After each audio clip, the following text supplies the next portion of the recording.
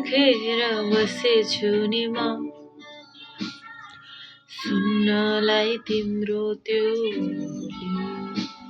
हेर मेरा यी भावनाहरू किन लाग्छ यो माया नै कि मेरो सारा माया तिमीलाई नै छ तिम्रो मुस्कानमा हराइसके